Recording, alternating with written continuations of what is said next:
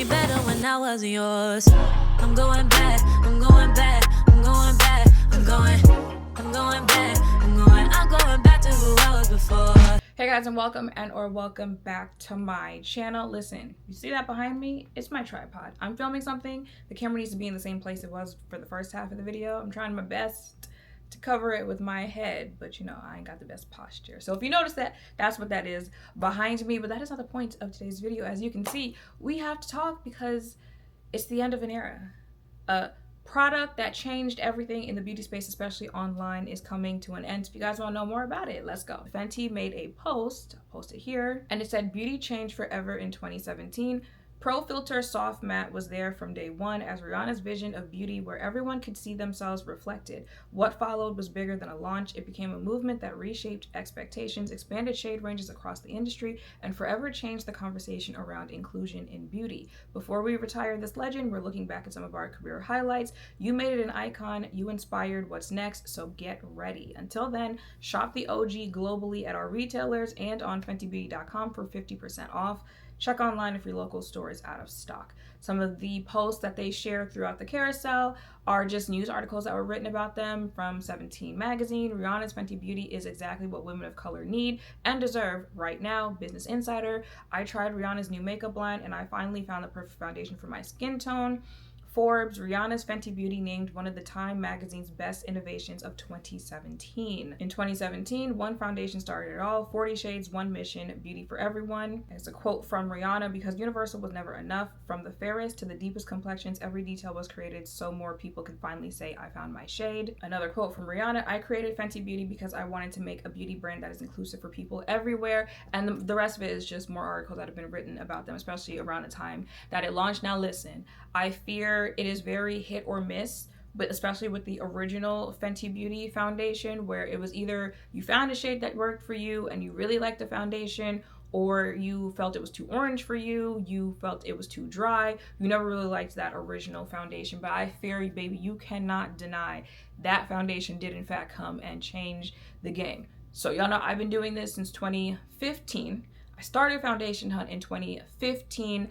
The drugstore foundations, the mid-range foundations, especially the more luxury foundations, I was out here looking a orange, red, peach, golden mess. And that's not to say that doesn't still happen today, but there was a very drastic change, a very drastic difference when Fenty Beauty launched. If you guys remember, when it launched, they had the launch party in New York.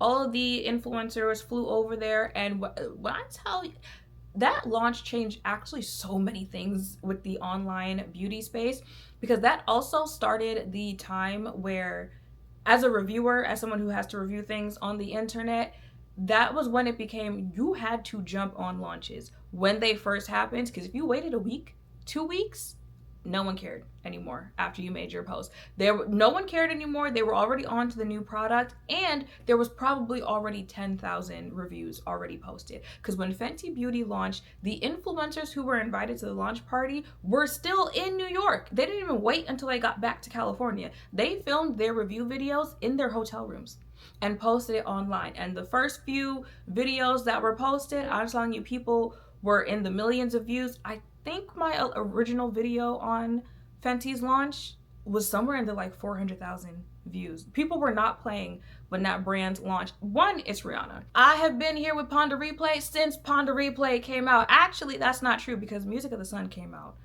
first. Right, that album came out first. So I've been here since Rihanna was here. I don't play with my little Pon de Replay. So yes, just the fact that Rihanna was launching a brand, people were excited.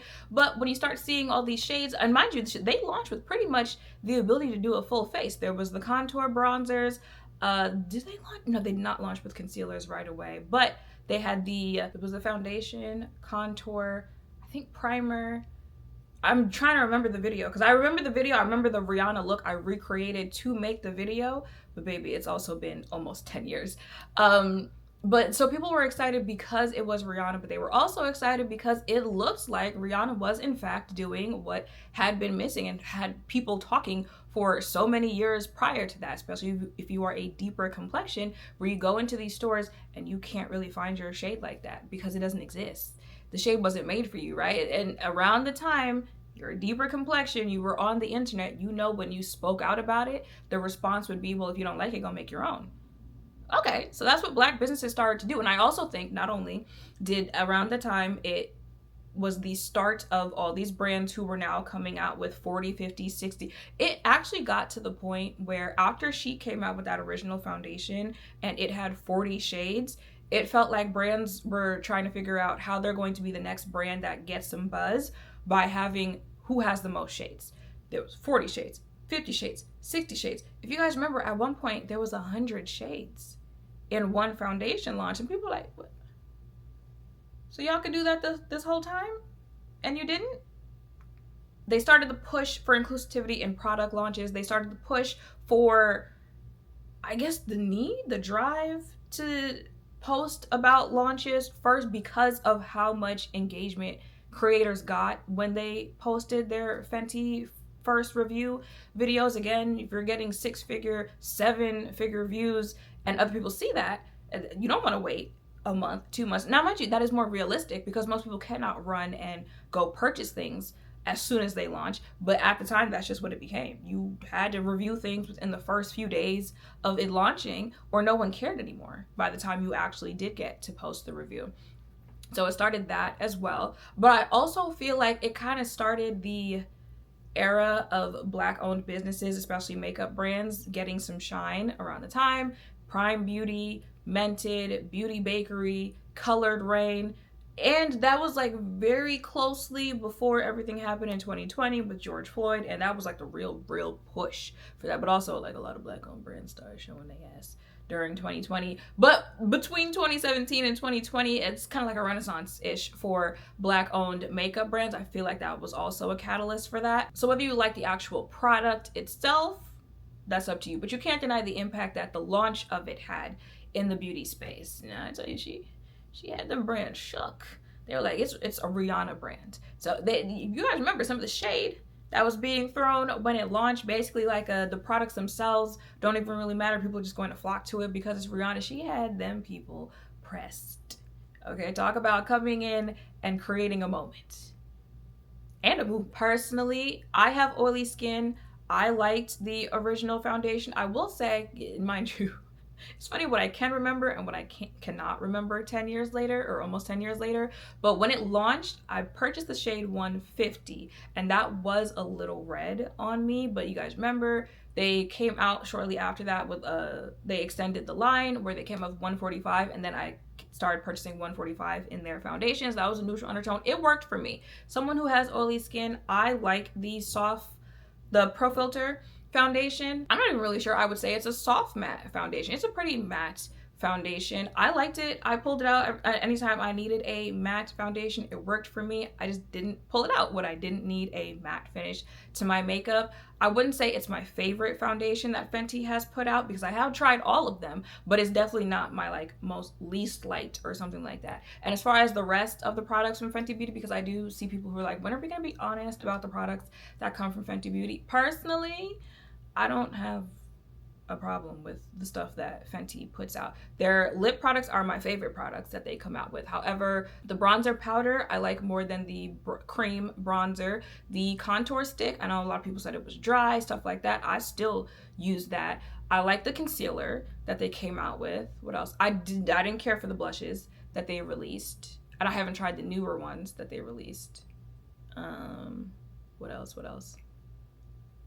They had the primer. I do believe they discontinued it, but that was a really good primer. Setting sprays, I've never had an issue with their setting sprays. The powders are really good. Again, they discontinued the original powder that they came out with that I thought was really good for, you know, if you wanted a matte powder. The newer one they released last year, still use that. The only thing I've said that they've never really excelled at was eyeshadows, and you see they don't really be making them anymore. That's the only thing I didn't really care for whenever Fenty released them. But as far as the foundations go, it would really have to be the foundation stick. That was never really my favorite from them. The skin tint was my favorite. Well, between the skin tint and the powder foundation, but the powder foundation they discontinued. There was a hydrating one that people really liked that they discontinued, and now they're discontinuing Pro Filt'r. So it really does feel like the end of an era. A lot of the things that they originally launched with have been discontinued almost 10 years later. So I am excited. Obviously they said there is newness coming. I am excited to see what is coming. What do you guys think? And what would you guys like to see moving forward? If you don't care for Fenty, what would you like to see them release that would make you, oh, I forgot lip liners. They have a really good lip liner. What would you like to see? And as far as foundation, what would you like to see? Again, I know a lot of people felt they couldn't find their shade match even with as many options as they have because of the undertones. So do you want more neutral undertones, golden, olive, peachy? Like I said, I do think some of the products have a little more warmth than needed, but there's also the idea that deeper complexions typically have warmer undertones, so that could be why. So let me know in the comments down below what you guys think and what you guys think about the end of this moment. There is newness coming, but you know, when you think back to the time that, you know, it was at its peak, when you think back to when it was at its newness and you remember what you were going through, where you were living, what you were doing, it brings back those type of memories. So that's why it's kind of hard for people to let go sometimes, but I'm always here for newness. What's next? So yeah, y'all, that is it for this video. Let me know in the comments down below what you guys think. Make sure to thumbs up, comment, subscribe, turn notification bells down below. Thank you all for watching. I'll see you in the next one. Bye.